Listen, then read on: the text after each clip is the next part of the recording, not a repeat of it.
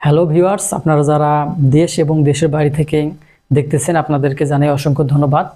আজকে আমরা ফ্লোর ঢালাই করতে কত মিলি রড এবং কত ইঞ্চি পর দিব এবং এই ফ্লোরটা কত ইঞ্চি ঢালাই দেব এর রেশিও সহ বিস্তারিত আমরা জানব।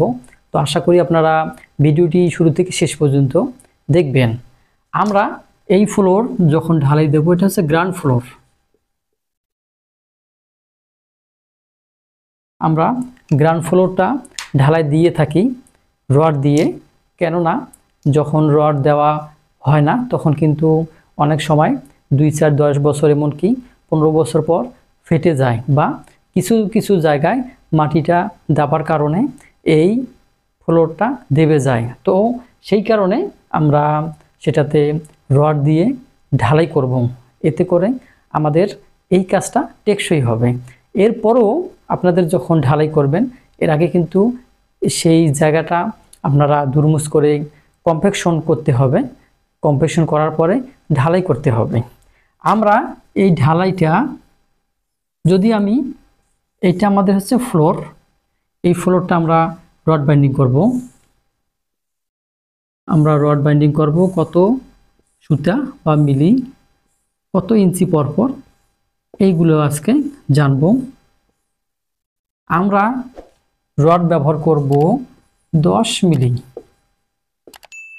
মিলি ডায়া। এখন এই 10 মিলি ডায়া যখন আমরা ব্যবহার করব তখন একটা রড থেকে অন্য একটা রডের ডিস্টেন্স 10 ইঞ্চি থেকে 12 ইঞ্চি দেব। মনে রাখবেন, যখনই আমরা 10 mm ডায়া রড দিয়ে এই জালিটা বাঁধবো গ্রাউন্ড ফ্লোরের, তখন আমরা 10 থেকে 12 ইঞ্চি পর্যন্ত সেন্টার টু সেন্টার বা গ্যাপ দিতে পারি, তবে আপনারা 10 ইঞ্চি দিবেন, সহজ হিসাব। এরপরে আসি, এই 10 mm হচ্ছে 3 সুতা। অনেকেই সুতা হিসাবে কিন্তু রডটা চিনে থাকেন, তাদের জন্য বলতেছি 3 সুতা রড। এবার আসি 8 মিলি রড, 8 মিলি ডায়া। সবাই কিন্তু হয়তো 3 সুতা রড দিয়ে কাজ করতে পারবে না। কেউ যদি খরচ কমাতে যায় সেক্ষেত্রে তাকে 2.5 সুতা রড ব্যবহার করতে হবে। আর যখনই এই 2.5 সুতা বা 8 mm রড ব্যবহার করবে তখন কিন্তু গ্যাপটা একটা থেকে আরেকটা গ্যাপ 8 ইঞ্চি সেন্টার টু সেন্টার দিতে হবে, এটা মাথায় রাখতে হবে। যখনই আপনার ডায়া কমে যাবে তখনই আপনার এই যে ডিস্টেন্স বা একটা রড থেকে অন্য একটা রডের দূরত্ব, সেই দূরত্বটা কি কমে আসবে। যদি আপনি 10 মিলি ডায়া রড দেন তাহলে 10 ইঞ্চি এবং 8 দিলে 8 ইঞ্চি, এটা হচ্ছে সহজ হিসাব। এবার আসি, আমরা এই ঢালাইটা কত ইঞ্চি পর্যন্ত বা কত ইঞ্চি থিকনেসে ঢালাই করব। আমরা এই ফ্লোর ঢালাইটা 3 থেকে 4 ইঞ্চি করব, তবে আমি সাজেস্ট করব যে আপনারা 4 ইঞ্চি ঢালাই করেন। অনেক সময় 3 ইঞ্চি ঢালাই করতে গিয়ে কোনো জায়গায় যে জায়গাগুলো একটু লেভেল কম বেশি হয় সেখানে কিন্তু 2.5 ইঞ্চি বা আপনার 2 ইঞ্চিও হয়ে থাকে।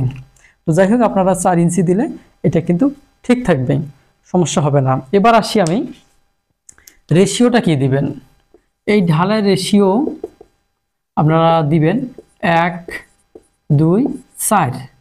এই 1, 2, 4 অনুপাতে আপনারা এই ঢালাইটা দিবেন। অনেকেই কিন্তু 1, 3, 6 ঢালাই দেয়, এক্ষেত্রে ঢালাইটা একটু দুর্বল হয়। আর আপনারা যখন এই 1, 2, 4 দিয়ে ঢালাই দিবেন তখন আপনারা এই রডটা সুরক্ষিত থাকবে।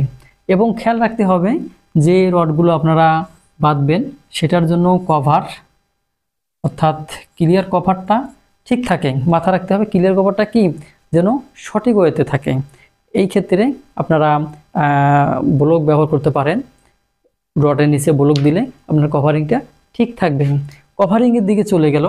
এখন আমাদের আরেকটা বিষয় আসে যে এই ঢালের সময় আমরা কি করব, নিচে কি পলিথিন দেব নাকি সোলিং দেব।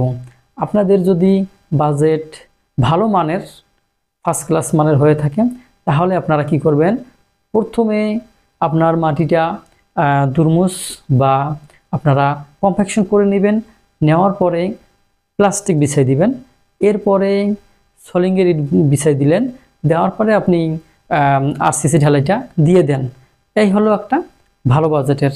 আর যারা আমাদের মতো মধ্যবিত্ত বা একটা বাড়ি করার চিন্তা ভাবনা, বাজেট সেরকম, তাদের জন্য হচ্ছে যে আপনারা কমপ্যাকশন ভালোভাবে করবেন। কমপ্যাকশন না করলে কিন্তু হবে না। কমপ্যাকশন করার পরে এরপর আপনারা ঢালার নিচে শুরু থেকে শেষ পর্যন্ত সব জায়গায় আপনারা কি করবেন, সব জায়গায় প্লাস্টিক দিয়ে দিবেন এবং এই প্লাস্টিকটা যেন ভালো হয়, মোটা হয়। এই কারণে মোটা হয়, আজকেও আমাকে একজন জিজ্ঞেস করছে আমরা যদি প্লাস্টিক না দেই তাহলে কি হবে।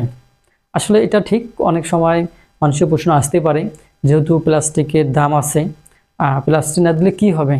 দেখেন, যখন আপনি প্লাস্টিকটা দিবেন না, না দেওয়ার পরে যখন এই কংক্রিটটা আপনি ফ্লোরে ঢালবেন, তখন কিন্তু এই ফ্লোরটা ঠিক থাকবে না, অর্থাৎ এই ফ্লোরটা উঁচু নিচু হবে। এমনকি যখন হাঁটাচলা করবেন এই ফ্লোরের উপর দিয়ে আপনার কংক্রিটগুলো নিয়ে আসার জন্য, তখন কিন্তু আপনার পায়ের একটা দাগ বসবে বা খাল হয়ে যাইতে পারে। এই কারণে এইখানে অবশ্যই পলিথিন ব্যবহার করতে হবে। আর একটা গুরুত্বপূর্ণ বিষয় হচ্ছে যে যখন আপনারা এই কংক্রিটটা ফ্লোরে ফেলবেন, তখন যদি প্লাস্টিকটা না থাকার কারণে যে কংক্রিটের ভিতরে যে পানিটা থাকবে, অর্থাৎ সিমেন্টের যে পানি, সেই পানিটা কিন্তু সে চুষে নেবে। নেওয়ার পরে লেবার মিস্ত্রিদের সেটা ফিনিশিং দিতেও সমস্যা হবে এবং আপনার এই কংক্রিট থেকে ঢালাই থেকে পানি কি চুষে নেবে আপনার নিচের স্তরের বালুগুলো। তো যাই হোক, আপনারা অবশ্যই খেয়াল রাখবেন নিচে যেন প্লাস্টিক দেওয়া হয়। প্লাস্টিক দিলেই আপনার কাজটা প্রপার হতে শেষ হবে। তো আমরা আরেকবার দেখি আমাদের যে আমরা এই ফ্লোরটা ঢালাই দেব 10 mm ডায়া রড ব্যবহার করলে 10 ইঞ্চি সেন্টার টু সেন্টার এবং 8 mm ব্যবহার করলে 8 ইঞ্চি সেন্টার টু সেন্টার রডগুলো ব্যবহার করব এবং এর থিকনেসটা আমরা 3 থেকে 4 ইঞ্চি পর্যন্ত রাখবো। এর রেশিও রাখবো আমরা 1-2-4, অর্থাৎ এক ভাগ হচ্ছে সিমেন্ট, 2 ভাগ বালি এবং এখানে 4 ভাগ হচ্ছে কংক্রিট, অর্থাৎ এটা 4 ভাগটা কি আপনার পাথর অথবা খোয়া। এখন এই বালির ব্যাপারে আসি, বালি আপনি কোন বালি ব্যবহার করবেন। আপনাদের যদি মোটা বালি এবং চিকন বালি বা 1.5 FM বালি থাকে, আপনারা দুইটা দিয়ে করতে পারেন। এক্ষেত্রে আপনার সমান সমান দিতে পারেন, অথবা 3 ভাগের 1 ভাগ মোটা বালি এবং 2 ভাগ চিকন বালি দিয়ে এই কাজটা করতে পারবেন, এতে কোনো সমস্যা হবে না। তো যাই হোক, সর্বোপরি একটা কথা বলবো যে আপনারা যখন কাজ করবেন দেখে শুনে কাজ করবেন এবং নিজের কাজ যখন করবেন, অপরের কাজ যখন করবেন, তখন ভালো মতোই কাজটা করার চিন্তা করবেন। যদিও 2 টাকা বেশি খরচ হবে, এরপরে আপনার কাজটা পারফেক্ট হবে। তো যাই হোক, আপনারা ভালো থাকেন, সুস্থ থাকেন। আর আমার এই চ্যানেল নতুন হয়ে থাকে, চ্যানেলটি সাবস্ক্রাইব করে দেন। আজকের মতো বিদায়, আল্লাহ হাফেজ।